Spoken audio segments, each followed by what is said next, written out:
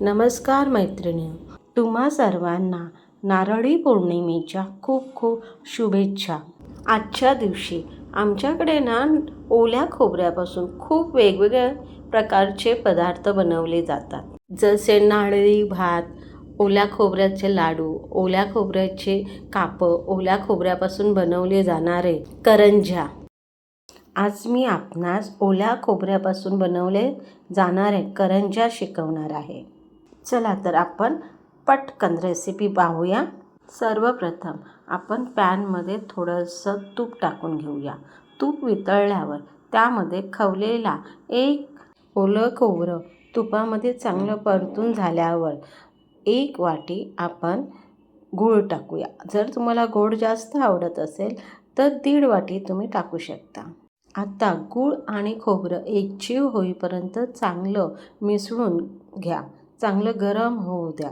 गुळाचा पाक होईपर्यंत तुम्ही गूळ गरम करू नका. गूळ आणि खोबरं चांगलं एकजीव झालं पाहिजे बस. आता आपण या मिश्रणामध्ये वेलची पावडर टाकून घेऊ. यामध्ये आपण केसर आणि बदाम आणि काजूची पावडरही टाकू शकतो, पण हे बिलकुल ऑप्शनल आहे. तुम्हाला आवडत असेल तर नक्की टाका.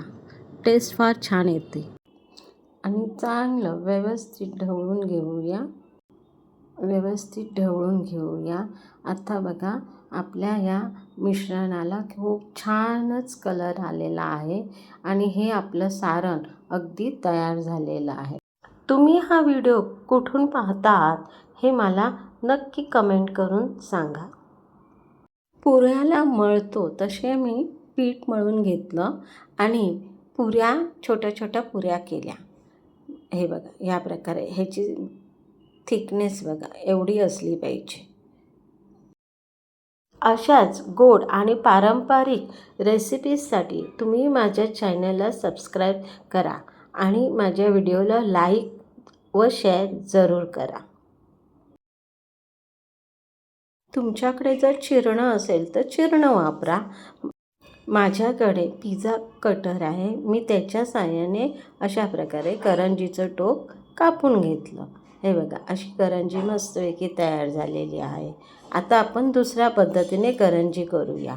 बघा असं सेम त्या पद्धतीनेच तुम्ही करंजी भरा आणि अशा प्रकारे त्याची पाळी दुमडत जा.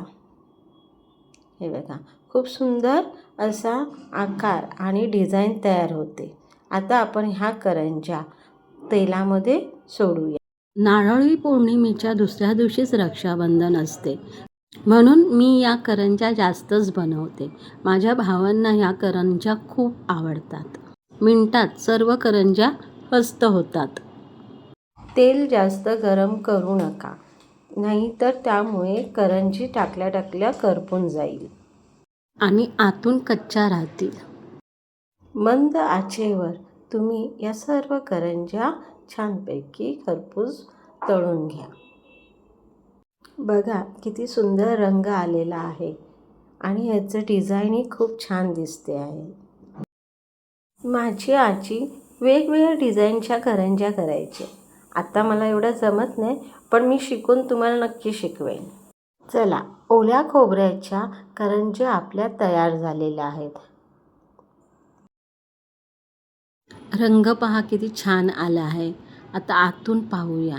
करंजी मस्त भरलेली गेली आहे आणि आतून पण चांगली शिजली गेली आहे.